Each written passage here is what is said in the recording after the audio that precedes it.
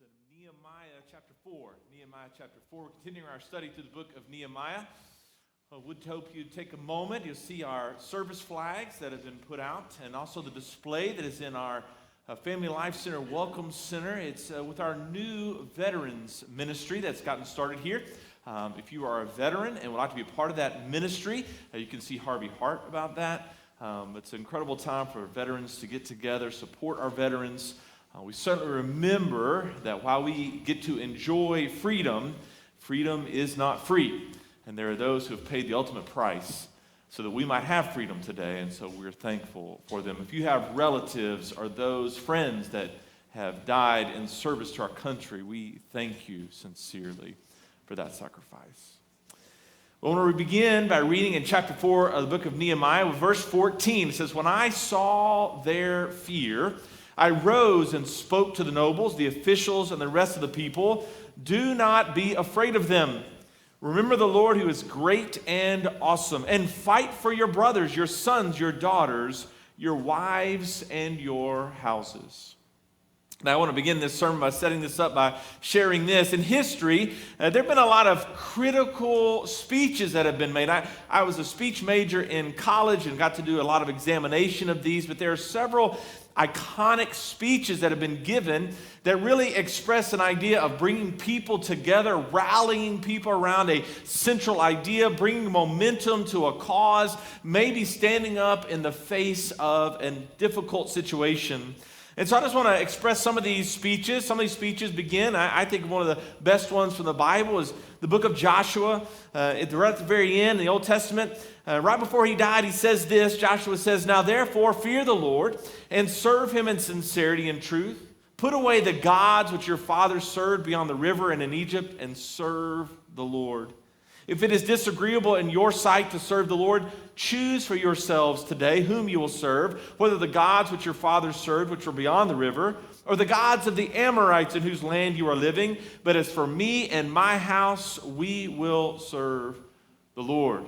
You might think of more modern speeches that have been made, like Martin Luther King Jr., where he says his "I Have a Dream" speech, the iconic speech. He stated this: "With this faith, we will be able to work together, to pray together, to struggle together, to go to jail together, to stand up for freedom together, knowing that we'll be free one day. This will be the day. This will be the day when all of God's children will be able to sing with new meaning. My country, 'tis of thee, sweet land of liberty, oh, thee I sing. Land where my fathers died, land of the pilgrim's pride, from every mountainside, let freedom ring." You might think of a speech like Franklin Roosevelt, his 1933 inaugural speech, where he said this: "So first of all, let me assert my firm belief that the only thing we have to fear is fear itself. Nameless, unreasoning, unjustified terror which paralyzes needed efforts to convert retreat into advance. In every dark hour of our national life, a leadership of frankness and of vigor has met with that understanding and support of the people themselves, which is essential to victory. And I am convinced that you will again give that support to leadership in these critical days." Another speech you might think of is Winston Churchill's finest hour speech, where he said, in the face of German occupation that we're heading towards England, he says, "Let us therefore brace ourselves to our duties, so bear ourselves that if the British Empire and its Commonwealth last for 1,000 years, men will say this was their finest hour." You might think of Abraham Lincoln's Gettysburg Address, where he included these words: "With malice toward none, with charity for all, with firmness in the right as God gives us to see the right, let us strive on to finish the work we are in, to bind up the nation's wounds, to care for him who shall have borne the battle and for his widow and his orphan, to do all which may achieve and cherish a just and lasting peace among ourselves and with all nations."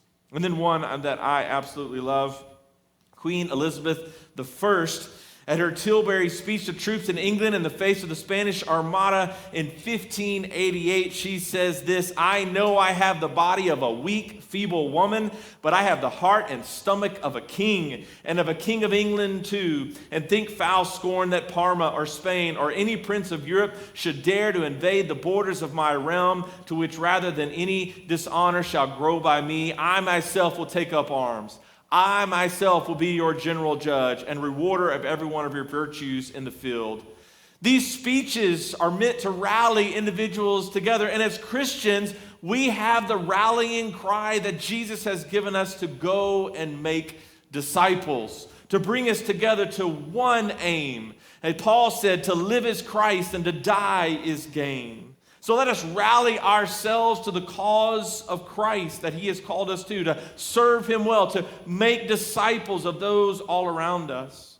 Today we're going to see this rallying cry from Nehemiah as he called out to the people to defend their land, to build the wall around Jerusalem. And so just like this, Nehemiah called the people to defend the city and build the wall. We need to rally to the call of God, to fulfill the mission he has given us, because he has certainly given us one, to make disciples in our area and do the will of God as he has called us to do.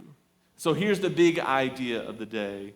Accomplishing God's work will require your best effort and to rely upon God's help. Accomplishing God's work will require your best effort and to rely upon God's help.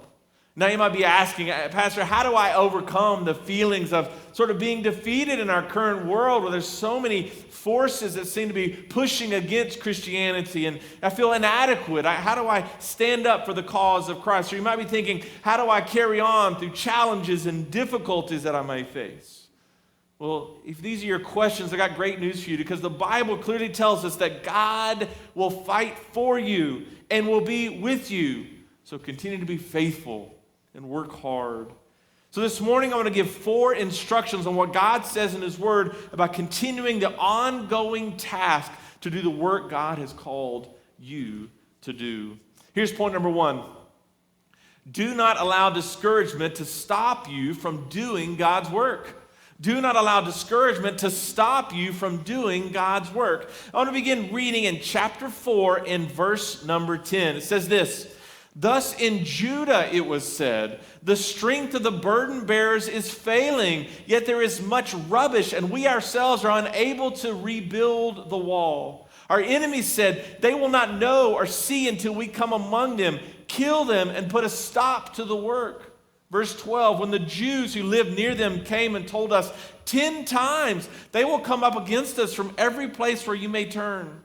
Then I stationed men in the lowest parts of the space between the wall and the exposed places. And I stationed the people in families with their swords, spears, and bows. We saw last week that the people were facing a lot of outside pressure. There were individuals who began to come up against Nehemiah, against the people, said, we don't want you to rebuild this wall. They began to make accusations. And it said that really beat up the people. They were really discouraged. They were struggling to find hope. It goes further, as you see in this passage, that these things were said in Judah.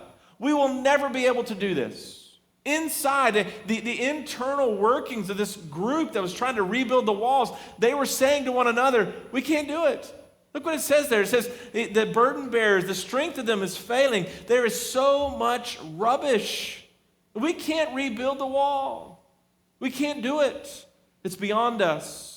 And then they began to say to one another, listen, our enemies are coming against us. They said that they would come and kill us. They're going to stop our work. Discouragement, opposition.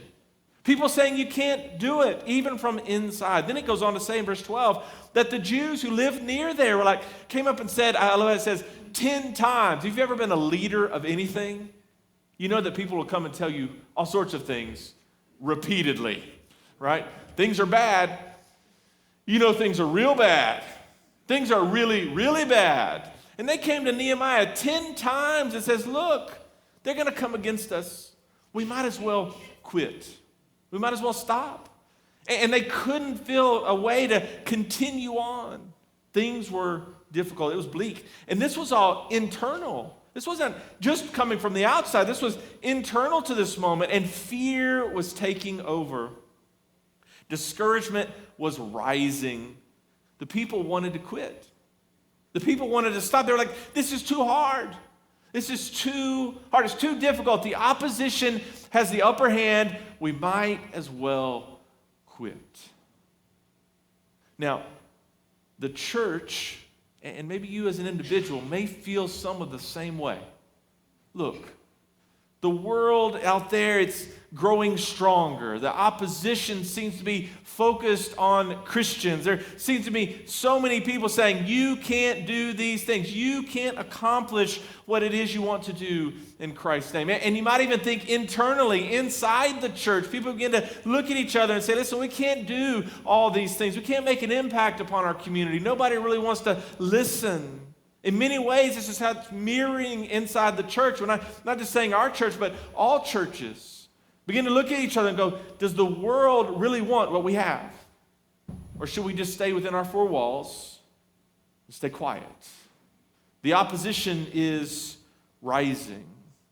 Listen, we have to look just what Nehemiah did. He said, listen, we're not going to listen to this.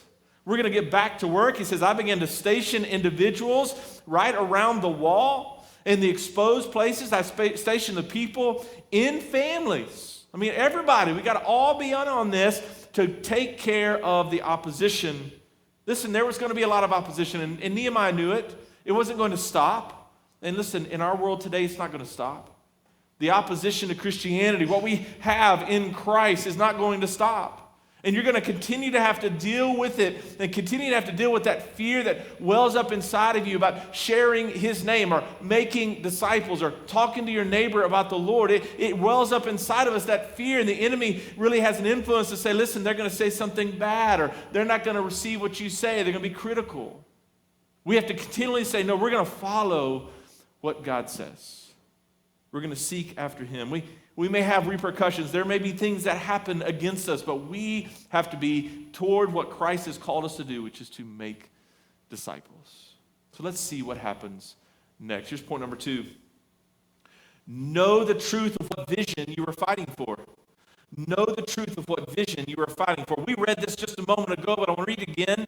This is the rallying cry that Nehemiah calls them back to. He says in verse 14, when I saw their fear, I rose and spoke to the nobles, the officials, and the rest of the people. Do not be afraid of them. Remember the Lord who is great and awesome, and fight for your brothers, your sons, your daughters, your wives, and your houses. Now, verse 15, when our enemies heard that it was known to us, and that God had frustrated their plan, then all of us returned to the wall, each one to his work. This was the rallying cry. Nehemiah was like, listen, we've got to get back to work. I love how it says there in verse 15, they recognized the enemy had heard this, they had heard what was going on, and that God had frustrated their plan. God had given them success. We spoke about this last week, that God will fight for you. You trust in him. You walk with him. You obey him, and he'll do the fighting for you. And so he says here, his first point is to say, listen, don't be afraid of them. Remember who God is. God is great. He is awesome. And they had to understand they weren't alone in this. Now, he calls upon them to do the very thing, to not just rebuild the wall, but to fight for their daughters, their brothers, their sons, their wives, their homes. Their family and home is some of the most valuable things that we have. He says, fight for them. Fight for them. And when I think about how this compares to us today, we think about what God has called us to do, to go and make disciples in his business. So when the enemy comes along and they realized in the time of Nehemiah that God had done such a great work, they began to back off. They began to back off. They began to say, listen, we can't do what we thought we were going to do. God's on their side. Listen, our world needs to see committed Christians. Our world needs to see that we're serious about following after him. Friends, this is the church. We're called to make disciples. This is what we're supposed to do. Any opposition that we face has to first deal with God before it ever deals with us. God is on your side. So let us be crystal clear in what we must do. We must be about his business, focused on what he wants. So let's see what happens next. Here's point number 3. You will need to change tactics on the way to fulfilling the mission of God. You will need to change tactics on the way to fulfilling the mission of God. Look with me in verse 16. It says this, from that day on, half of my servants carried on the work, while half of them held the spears, the shields, the bows, and the breastplates, and the captains were behind the whole house of Judah. Verse 17, Those who were rebuilding the wall and those who carried burdens took their load with one hand doing the work and the other holding a weapon. As for the builders, each wore his sword girded at his side as he built, while the trumpeters stood near me. I said to the nobles, the officials, and the rest of the people, the work is great and extensive, and we are separated on the wall far from one another. At whatever place you hear the sound of the trumpet, rally to us there. Our God will fight for us. I love Nehemiah's confidence that God was going to be with them. He says here they've got to change tactics a little bit. He wanted everybody to rebuild the wall, but seeing that the enemies were around, seeing that the opposition was there, they had to change tactics a little bit. Half of you are going to build on the wall, while the other half hold spears and have breastplates and have bows to be able to defend. And he had to change a little bit of the tactic here to get the job done. He told them to be aware that if a breach happened in one area, they would blow the trumpet and everybody would rally to that spot. Remember, there's about 2 miles of wall that's being rebuilt here. It's quite an extensive construction project that they're on. And so they had to rally to the spot if the trumpet sounded. I don't think I have to tell you, but times today have changed. Times today have changed. We used to do a lot more door-to-door evangelism. You might have been at a time in your life where you went and banged on a door and you shared the love of Christ with people. Those days, while they're not all gone, they're very difficult today. You knock on some people's door, they don't want you knocking on the door. There's a lot of things that you might encounter if you knock on that door. And so we don't do that as much.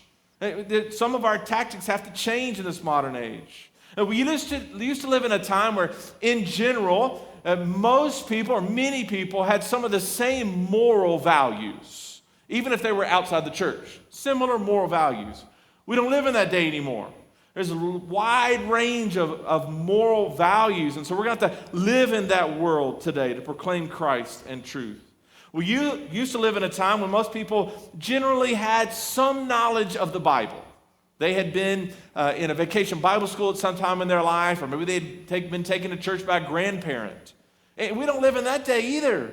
Things are very different today. We have to start with people much like Jesus did with the 2 individuals on the road to Emmaus. Jesus went all the way back in the Old Testament, taught all about himself. And remember, when they entered their home, they realized, oh, that was Jesus with us. And so as we think about these moments, we have to come to a place and realize we live in different times. Now, the gospel stays the same. The word of God doesn't change. The gospel doesn't change, but our tactics might have to change a little bit. In the way that we relate to people, we talk to people, we share with people. You can't just assume that they have all the knowledge about the Bible or all the knowledge about moral choices. And we're going to have to declare these truths to them about who Jesus is. We have to be equipped to share. You might need training to share. You might need to know more about how to disciple others, how to communicate the love of Christ in an age and day where they don't understand the real meaning of the word love. We have to communicate truth. We have to do it in a loving fashion. Our tactics may change. And we have to shift a little bit on the way we do things. Doesn't mean that the gospel changes or the Bible changes, but we may have to take things a little bit differently. So let's see how this passage ends up here in point number 4. God's work deserves our best sustained effort. God's work deserves our best sustained effort. Look with me in verse 21. He says, so we carried on the work with half of them holding spears from dawn until the stars appeared. At that time I also said to the people, let each man with his servant spend the night within Jerusalem, so that they may be a guard for us by night and a laborer by day. So neither I, my brothers, my servants, nor the men of the guard who followed me, none of us removed our clothes. Each took his weapon even to the water. Nehemiah shows here what fulfilling God's vision takes. It's exhausting work. It takes work.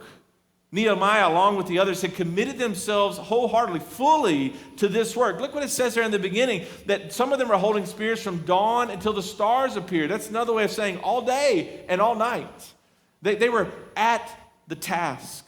He says here, let each man with his servant spend the night within Jerusalem. They're not even leaving their post. And he says this labor is going to be difficult. And he says, neither myself, my brothers, my servants, nor the men of the guard, we didn't even change our clothes. We were at this work. It was difficult work. It's exhausting work. And I can tell you, in really what we have to do, what God's called us to do, it can be exhausting work. It doesn't mean that our work should stop, though. As Christians, we must be focused on what God has called us to do, to make disciples, and it is work. If you've ever been about making disciples with other people, you'll find that it's challenging. You'll make a lot of headway with somebody, and they'll be doing really well, and all of a sudden, they take a left turn. And you're like, oh gosh, we got to try to get them back. It's exhausting work. I know that a lot of times people in this modern day, kind of coming through COVID and what we experienced there, they began to say, well, church, my attendance at church is sort of optional. If I'm there, good. If I'm not there, it's okay. But what does the Bible tell us to do? Do not forsake the assembling of ourselves together. So a lot of people begin to say, well, church is just optional, or I can catch it online later in the week. There's a supernatural thing that happens whenever God's people get together. We experienced this through COVID when we weren't able to. And now that we're back together, we need to make sure that it's a part of our lives. And that can have its own sense of exhaustion with it. We need to make sure our effort is there. I know sometimes it may feel like, wow, there's a lot that I'm doing. And you may have a laundry list of things, a to-do list a mile long. And church is just another thing that gets thrown on there. But I think what God has called us to do, to be about His business, is to say, okay, that needs to be a priority, to make disciples, both inside and outside the church. So what has God called you to do in that way? And it can be exhausting work. It can be. But it's very powerful and needed work. In the church, sometimes we can make the mission of God a secondary item to all the other things we want to do. But it needs to be primary. We need to focus on what He has called us to do, to make disciples. We must be about the task of making a difference in our community, serving our community well. You're going to get an opportunity later this summer in August to do Serve NC, where churches all across the state of North Carolina, almost 1,000 now, are going to be joining in that week to do service projects all across our state to express the love of Christ to our community. We're going to have several projects for you. I hope that you'll say, yes, I'll be a part of that. I'll make it a priority to do that. We got to fulfill the vision of God by working and giving our best effort. Sometimes, just be honest, sometimes we give God the leftovers instead of the first. Sometimes our energies go all other places besides towards Christ.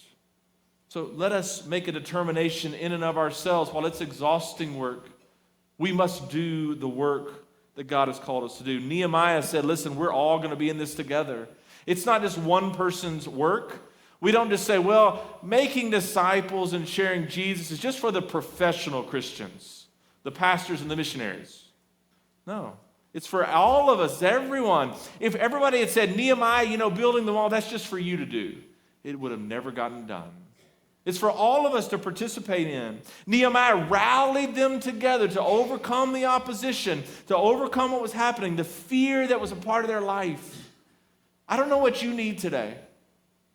Maybe it's that you need to be a part of the team. Maybe you've never come to a place and realized you need Christ as your Savior to draw you to Himself. That you need to be a part of what God is trying to do, and you need to make sure that you receive Christ.